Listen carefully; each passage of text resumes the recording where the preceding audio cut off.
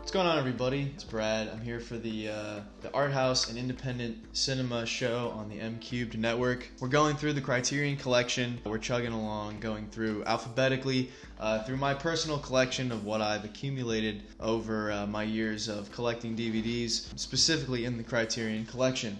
So as I've said, we're going alphabetically here, but because of my, he's actually in studio today, because of my friend Alex over here, he put them out of order on my shelf. So apologies to the audience for mixing that up. So last week I did film starting with D, and today we will be doing the E's, but we will be throwing in there the forgotten entry in the D section. Poor guy, misplaced. This is 1964 from Stanley Kubrick.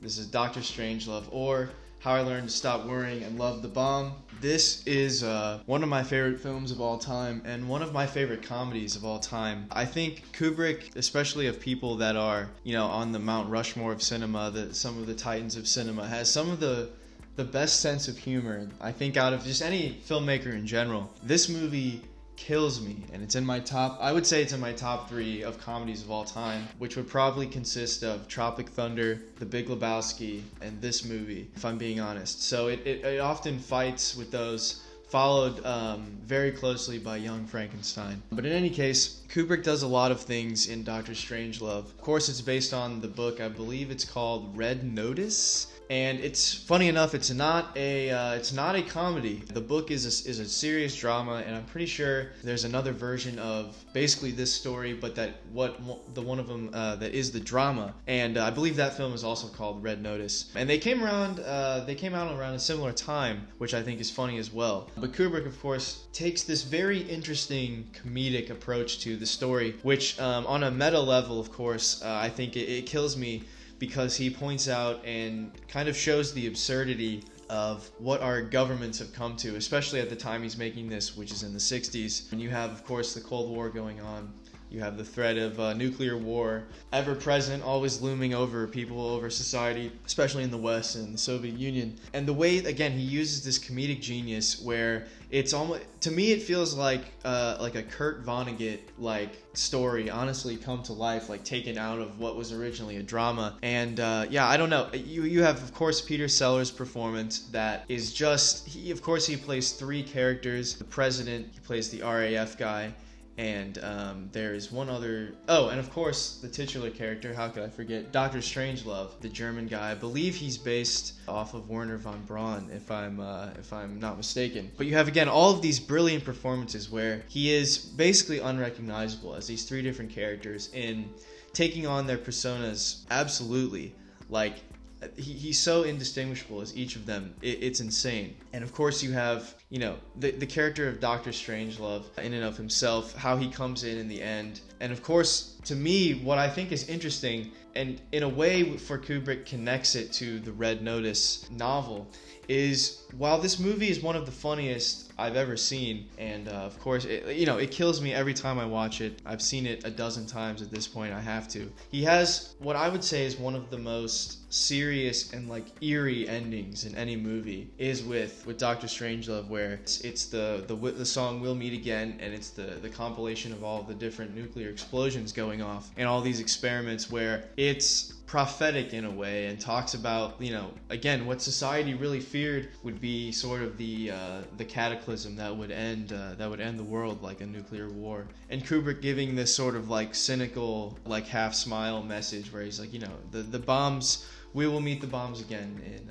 basically what Kubrick is saying. And I always found that to be, I don't know, again, just out of, you have this hilarious story going on, and then when you realize the implications that, the book was based on, where this is actual, what they're parodying is actual United States protocol, or was. They actually had to change United States military protocol because of this movie, and how it pointed out the obvious ridiculous nature of what it had come to. It's just incredible. I don't know.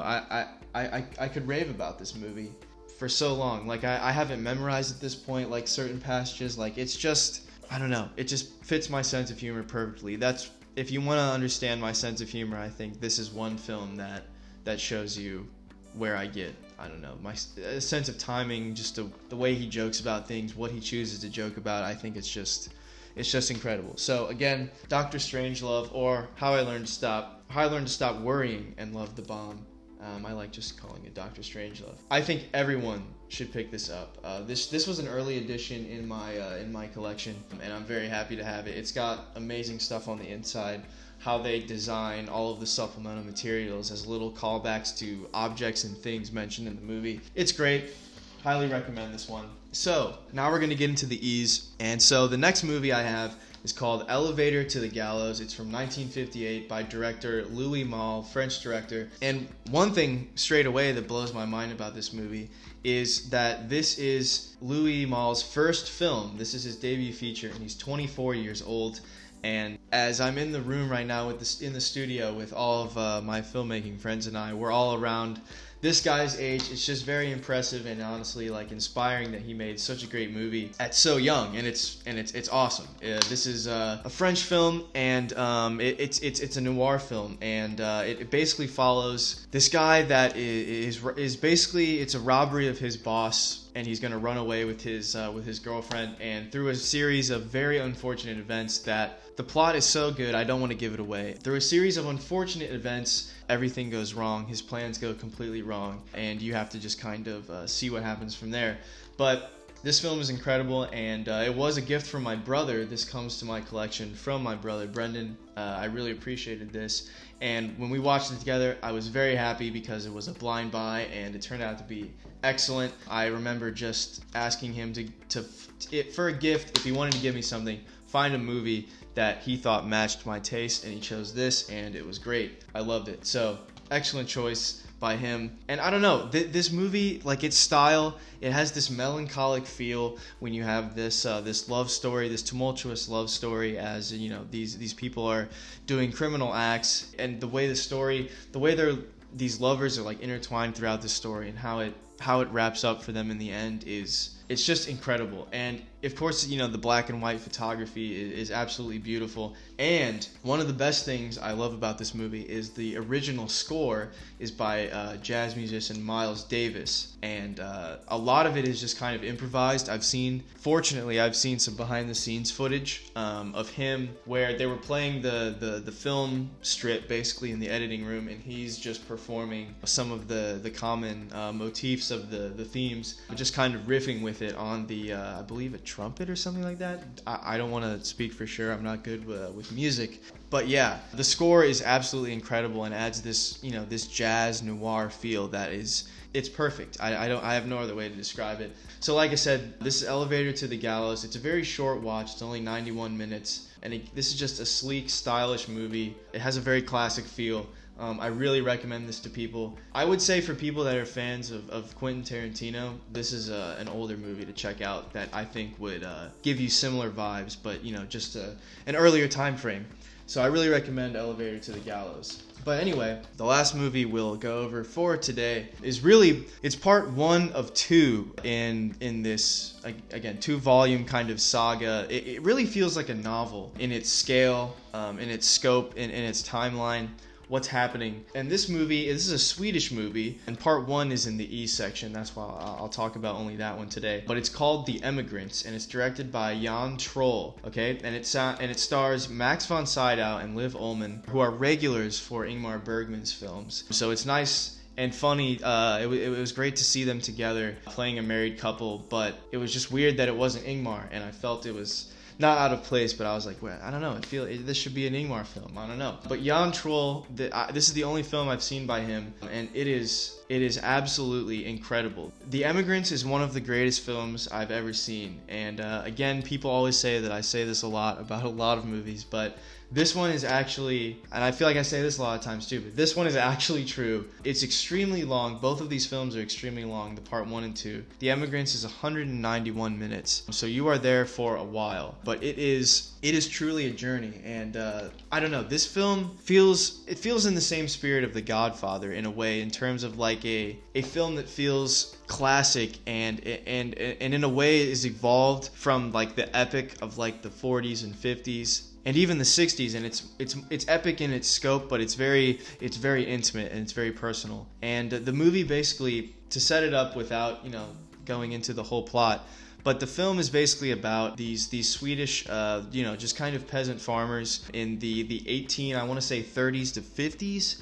And so basically it follows kind of their struggles. The first real part of the movie up until kind of the second half or the middle is really about their struggles, in sort of pastoral Sweden, them, kind of dealing with the harsh realities of like a failing farm. They're having a lot of trouble, financially and with producing enough goods. So the second half deals with, sort of the title of the film of them being immigrants, and it follows them as they move to the United States. You go through their whole journey overseas on, massive ships that carry a ton of travelers, and then you follow them kind of setting up their life. And so it leads really well into part 2, which I haven't seen as of yet, and I would really like to, but I feel like I should rewatch part 1 before that, and it's just a big time investment. But it's worth it because, again, the first film is a masterpiece, and it has such a humanity to it, and also like such a depth that, again, makes it, to me, feel like a novel.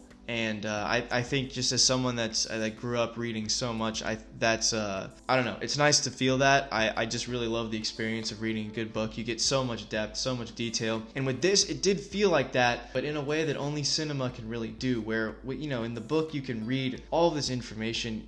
You're not limited by, your resources in the real world of what you can film and just how it's communicated. There's a whole different, language to cinema because it, is visual. And this movie feels like it perfects, how cinema is able to communicate such a detail to where you feel familiar with these characters and you get this heightened level of like empathy that is, really fascinating. You feel like you're there. I felt like I was watching something real, if that makes sense. So I think it's a really incredible movie. And I, again, really want to watch part 2 and see kind of how the family saga ends. And I'm sure it will be, both parts I imagine are very bittersweet, at least based on the first one. It has a, you feel such a warmth from it, but there's also such like a sadness that, again, makes it feel very real. Because I feel like if it was one way or the other, it wouldn't be as real. But this, makes it feel very lifelike. It feels like you're watching a real family's journey. And I thought that was very, very profound. But in any case, I think that's going to wrap it up for me. So once again, still in the D section, I know,